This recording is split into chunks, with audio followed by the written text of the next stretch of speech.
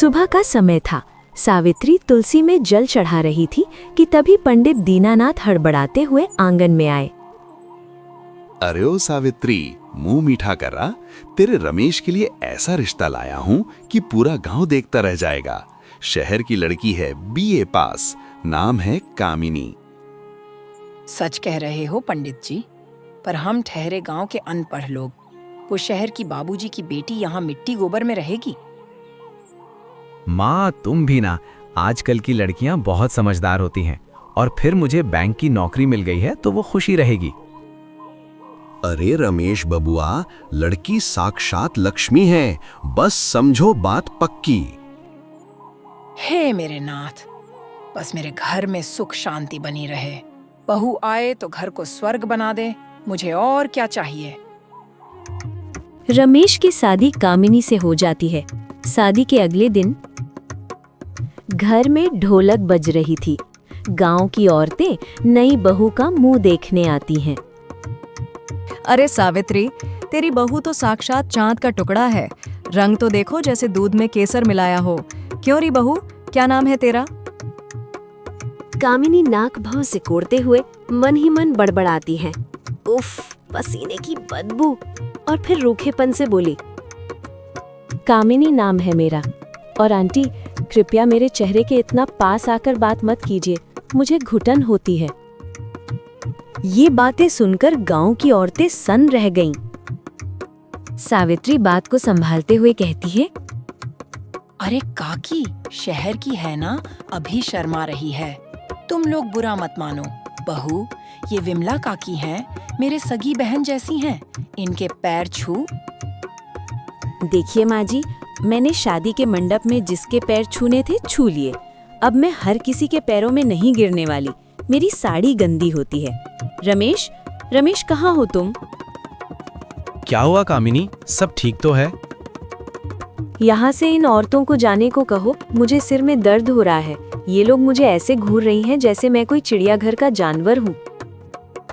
विमला काकी गुस्से में कहती है, चल रही सरला, देख लिया शहर की मेम साहब को। सावित्री, तुझे तेरा चांद मुबारक। बस इतना कहूंगी, चांद में दाग नहीं, ये तो पूरा ग्रहण है। औरतें बड़बड़ाती हुई चली गईं। सावित्री की आंखों में पानी आ गया। बेटा, ये तूने क्या किया? गांव में क्या इज्जत रह जाएगी मेरी? इज्जत की पड़ी है आपको। मेरी तबीयत खराब हो रही है और आपको अपनी पंचायत की पड़ी है। चलिए रमेश, मुझे कमरे में ले चलिए, यहाँ बहुत गर्मी है। रमेश अपनी माँ को एक लाचार नजर से देखता है और पत्नी के पीछे पीछे चला जाता है। सावित्री वहीं अकेले खड़ी रह जाती है। शादी के 10 दिन बाद सुबह का समय था। रसोई घर में सावित्री चूल्हे पर रोटियां सेक रही थी। धुआं उठ रहा था। कामिनी नाक पर रुमाल रखकर अंदर आई। उफ, माँ जी, आप मुझे मार डालेंगी क्या? पूरे घर में धुआं भर दिया है। कितनी बार कहा है कि रमेश से कहकर गैस सिलेंडर मंगवा लीजिए। बहू, सिलेंडर तो है पर खत्म हो गया है। रमेश को तनख्वाह मिलने में अभी 2 दिन बाकी हैं। सोचा तब तक चूल्हे पर बना लूं। तुझे चाय चाहिए थी ना, बस अभी देती हूँ। नहीं चाहिए आपकी चाय जिसमें धुएं की महक आ रही हो। और सुनिए, आज दोपहर में क्या बन रहा है? आलू बड़ी की सब्जी बना रही हूँ। रमेश को बहुत पसंद है। रमेश को पसंद है, रमेश को पसंद है। कभी मेरी पसंद का भी कुछ बनेगा इस घर में? मुझे पिज्जा खाना है, या कम से कम पनीर ही बना लो। रोज रोज आलू खाकर मैं आलू जैसी हो गई हूँ। बहू, पनीर तो बाजार से लाना पड़ेगा। अभी घर में पैसे नहीं हैं तो अपने बेटे से कहिए ना। दिन भर बैंक में कलम घिसता है, पैसे जाते कहाँ हैं? कहीं आप छुपा कर तो नहीं रखती? राम राम, ये क्या कह रही है बहू? मेरा बेटा और मैं अलग हैं क्या? जो कमाता है सब तेरे हाथ में ही तो देता है।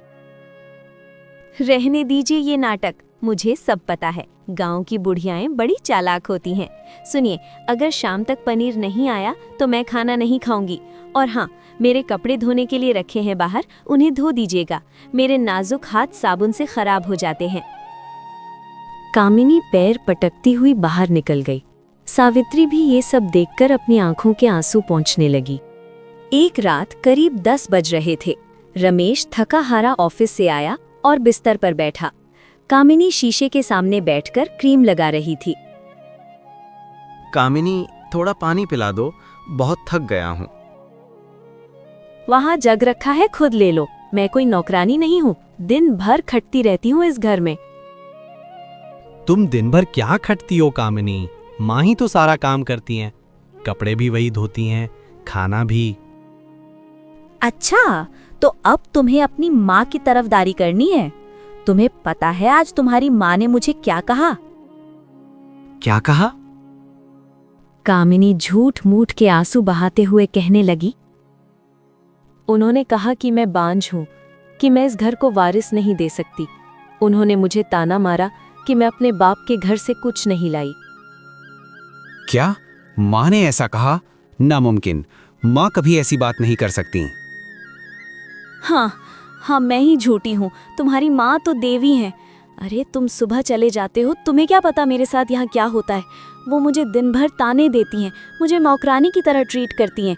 कहती हैं शहर की मेम है, इसे काम करना सिखाऊंगी। रमेश, अगर ऐसा ही चलता रहा तो मैं जहर खा लूंगी। नहीं नहीं, ऐसा मत कहो।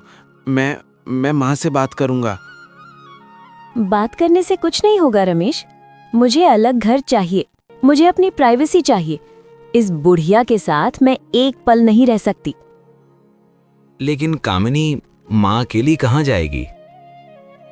वो उनकी समस्या है। गांव में उनका पुश्तैनी मकान है, वहीं रहे। अगर तुम्हें मेरे साथ रहना है तो फैसला करना होगा, या तो तुम्हारी माँ या मैं। रमेश सिर पकड़कर बैठ गया। पत्नी का मोह और माँ का प्यार, दोनों के बीच वो पिस रहा था। 1 महीने बाद दोपहर का समय था। अब तो कहासुनी और बातें बढ़ने लगी और छोटी छोटी बातों पर क्लेश होने लगा। आज बात हद से पार हो गई थी, क्योंकि सावित्री से गलती से कामिनी की महंगी नेल पॉलिश की शीशी टूट गई थी। बस बहुत हो गया। रमेश, अभी फैसला करो। ये अनपढ़ औरत मेरा सामान तोड़ेगी और मैं चुप रहूंगी? 500 रुपए की शीशी थी वो। बहू, मुझसे गलती हो गई। मेरी आंखों से अब कम दिखता है। मैं अपनी पेंशन से तुझे पैसे दे दूंगी। तुम्हारी पेंशन? वो 2 कौड़ी की पेंशन से तो मेरा नुकसान भरोगी। रमेश, बाहर निकलो। रमेश दबे कदमों से बाहर आया। उसकी नजरें झुकी हुई थी। माँ, अब रोज रोज का क्लेश नहीं सहा जाता। बेटा, देखो माँ, कामिनी सही कह रही है। हमारी सोच नहीं मिलती। हम नए जमाने के लोग हैं। तुम्हारा रहन सहन अलग है, इसलिए मैंने सोचा है कि हम अलग अलग रहें। अलग? बेटा, तू मुझे छोड़ देगा इस उम्र में? छोड़ कौन रहा है? इसी घर में रहिए। बस आपका चूल्हा अलग होगा, हमारा अलग। आंगन के उस पार वाली कोठरी आप ले लीजिए, ये पक्का मकान और रसोई हम रखेंगे। वैसे भी आपको इतनी बड़ी जगह की क्या जरूरत है? पर बेटा, मैं खाना कैसे बनाऊंगी? मेरे घुटनों में दर्द रहता है। माँ, तुम नाटक मत करो। जब खेतों में काम करती थी तब घुटने नहीं दुखते थे। महीने में मैं तुम्हें कुछ पैसे दे दिया करूंगा। अपना पकाओ, अपना खाओ। सावित्री उस दिन फूट फूट कर रोई नहीं, वो बस पत्थर हो गई। उसने अपनी छोटी सी पोटली उठाई, जिसमें 2 साड़ियां और पति की तस्वीर थी, और उस अंधेरी सीलन भरी कोठरी की तरफ चल दी जहां पहले भूसा रखा जाता था।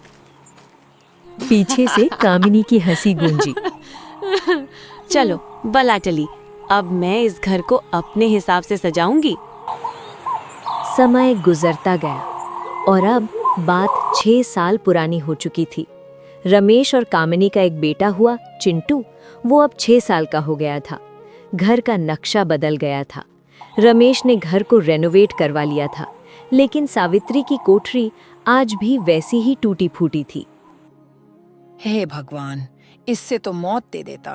बेटा बगल के कमरे में देसी घी के पराठे खा रहा है और माँ यहाँ पानी के साथ रोटी निगल रही है।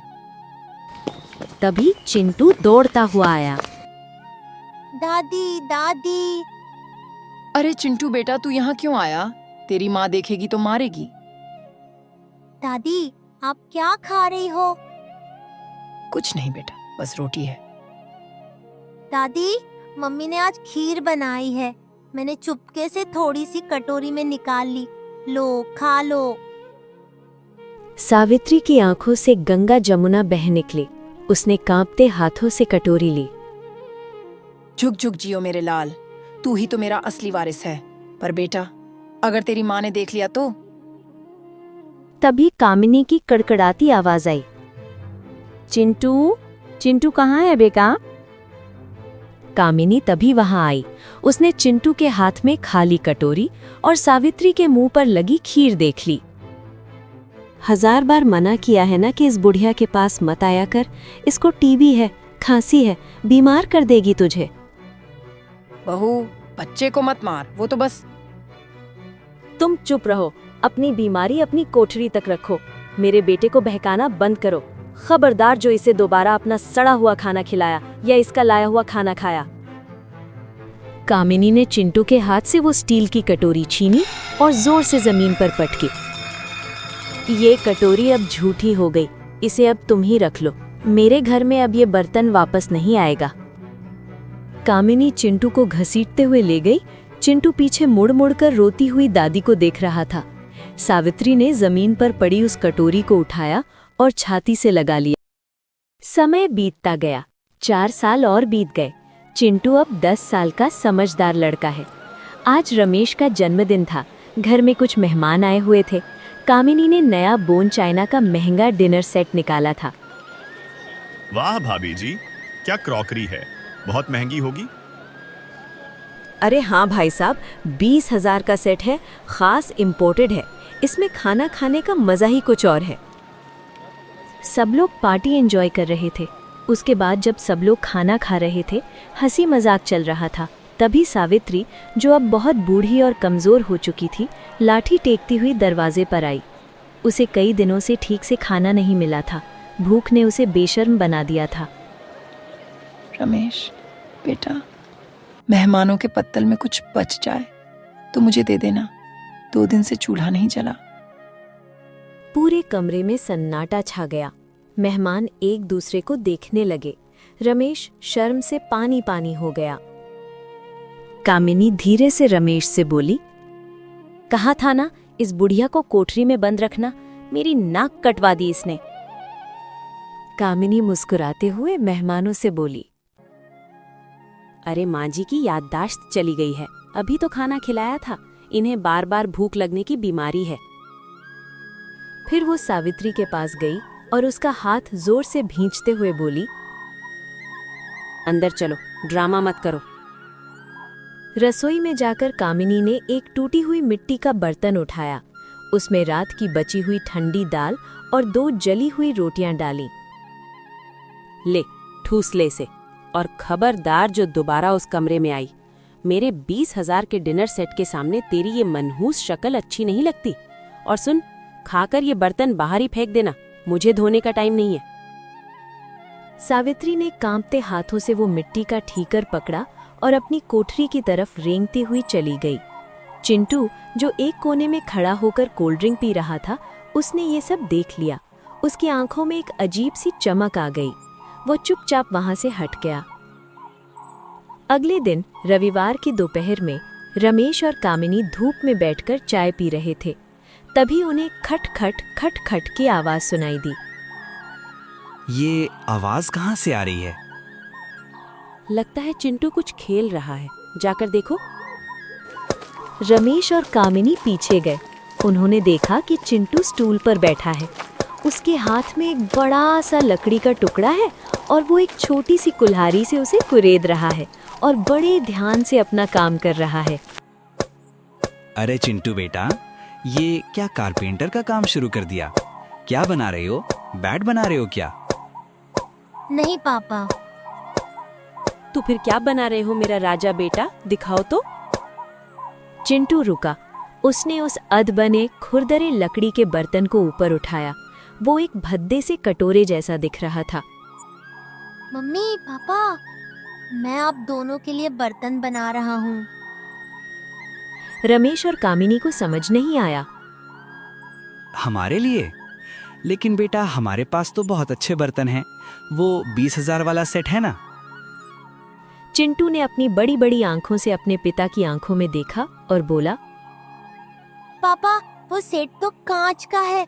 जब आप और मम्मी बूढ़े हो जाओगे तो आपके हाथ कांपेंगे जैसे दादी के कांपते हैं। तब अगर आपसे वो महंगे बर्तन टूट गए तो मैं आपको बहुत डांटूंगा। मुझे गुस्सा आएगा कि आपने मेरा नुकसान कर दिया। इसीलिए मैं अभी से ये लकड़ी के कटोरे तैयार कर रहा हूँ। जब आप बूढ़े हो जाओगे और आपको कोठरी में रहना पड़ेगा तो मैं आपको इसी में खाना दिया करूँगा। ये टूटेगा भी नहीं और मुझे इसे धोने की जरूरत भी नहीं पड़ेगी।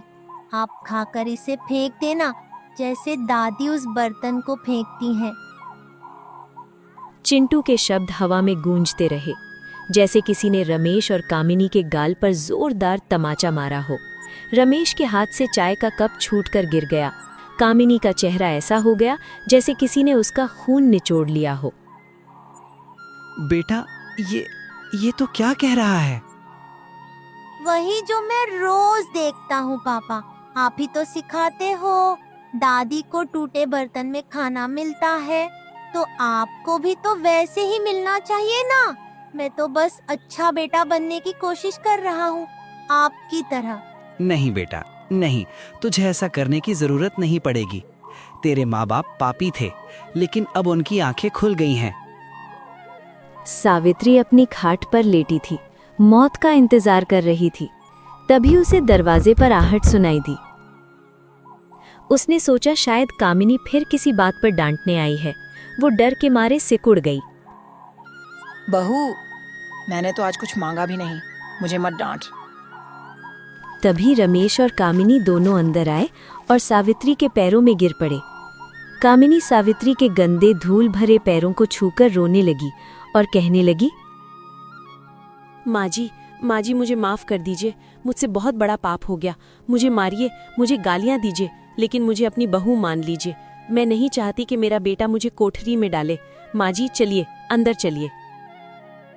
सावित्री हक्की बक्की रह गई। अरे ये क्या कर रही है बहू? मेरे पैर गंदे हैं। माँ, गंदे पैर नहीं, गंदा हमारा मन था। उठो माँ, तुम्हारा घर वो कोठरी नहीं, वो बड़ा कमरा है। आज से तुम वहीं रहोगी। रमेश ने अपनी माँ को गोद में उठा लिया, जैसे बचपन में सावित्री उसे उठाती थी। वो उसे लेकर पक्के मकान में गया। उस रात डाइनिंग टेबल पर 20,000 वाला सेट लगा था। कुर्सी पर सावित्री बैठी थी। कामिनी अपने हाथों से गरम गरम पनीर की सब्जी और पराठे सावित्री की थाली में परोस रही थी। माँ जी, नमक ठीक है ना, या और लाऊं? आज नमक का तो पता नहीं बहू, पर खाने में प्रेम का स्वाद बहुत आ रहा है। चिंटू कोने में खड़ा मुस्कुरा रहा था। उसे पता था कि अब उसे कभी लकड़ी का कटोरा बनाने की जरूरत नहीं पड़ेगी। आप आज अपने माता पिता के साथ जैसा व्यवहार करेंगे, कल आपकी संतान आपके साथ वैसा ही व्यवहार करेगी। कर्म लौट कर जरूर आता है।